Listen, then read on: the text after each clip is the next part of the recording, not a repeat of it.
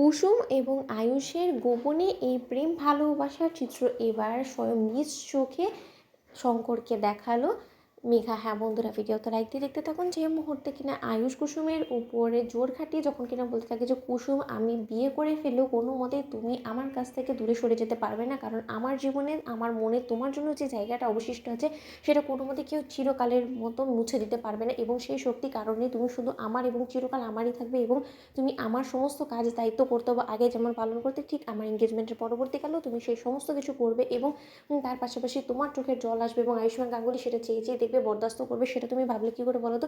তুমি তো সব থেকে বেশি আমার কাছের মানুষ এবং তুমি আমার ভালোবাসার মানুষ, এবং তোমার চোখের জল আমি কোনো মতেই কিন্তু সহ্য করবো না। ঠিক সেই মুহূর্তে যখন কিনা সেই সুযোগটাকে কাজে লাগিয়ে মেঘা যখন কিনা দৌড়ে গিয়ে শঙ্করকে ডেকে নেয় এবং বলতে থাকে, শঙ্কর কাকা, তোমার মেয়ের উপরে তো তোমার সম্পূর্ণরূপে বিশ্বাস ভরসা আছে, তাই না? তাহলে তোমার মেয়ের কুকীর্তিগুলো তুমি একবার দেখবে না, যে তোমার মেয়ে রীতিমতো আমাকে আয়ুষের থেকে দূরে সরানোর জন্য এবং আমাদের সম্পর্কের মধ্যে ফাটল সৃষ্টি করার জন্য ও রীতিমতো আমার হবু স্বামীকে আমার কাছ থেকে কেড়ে নেওয়ার চেষ্টা করছে, এবং প্রতিনিয়ত আয়ুষের সঙ্গে ভালোবাসা সম্পর্ক গড়ে তোলার চেষ্টা করছে, যাতে করে কিনা আয়ুষকে বদনামের ভাগিদার করতে পারে। ঠিক সেই মুহূর্তে শঙ্কর যখন বলতে থাকে যে মেঘা ম্যাডাম, আমি আর যাই হোক না কেন আমার মেয়ের চরিত্র নিয়ে কোনোরকম কোনো কাটা ছেটাছেটি হোক সেটা কোনো মতে চাই না, কিন্তু তার সত্ত্বেও আপনি যখন জোর করে বলছেন তাহলে অবশ্যই আমি একবার সচোখে দেখতে চাই সেটা।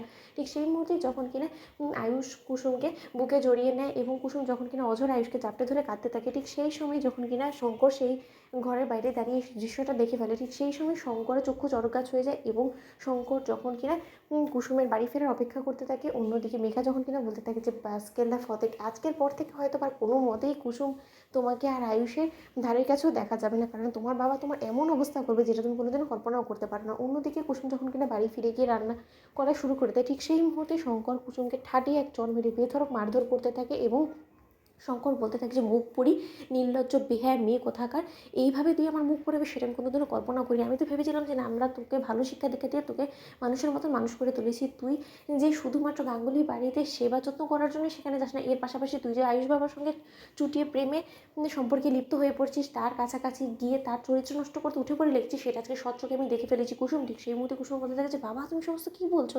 ঠিক সেই মুহূর্তেই শঙ্কর যখন বলতে থাকে যে আমার সঙ্গে মিথ্যাচার করে তুই এত সহজে পার পাবি না। আরও একটা কথা তোকে বলে দিচ্ছি যে যত শীঘ্রই সম্ভব আয়ুষ বাবার বিয়ে সম্পন্ন হওয়ার পরে আমি তোর বিয়ে দিয়ে তোকে পাত্রস্থর করে তোকে এখান থেকে অনেকটা দূরে পাঠিয়ে দেবো, যেখানে কিনা কেউ তোর উপরে কাঁধা অবধি না ছেটাতে পারে। ঠিক সেই সময় কুসুম যখন বলতে থাকে যে বাবা, তুমি কি এমন দেখেছো বলো তো, যার জন্য তুমি এরকম বলছো, আমাকে চরিত্রহীন বলছো?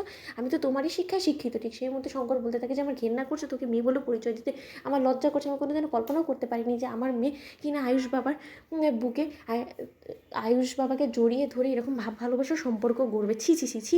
তো বন্ধুরা, লাইক কমেন্ট শেয়ার করো, সাবস্ক্রাইব করতে ভুলো না।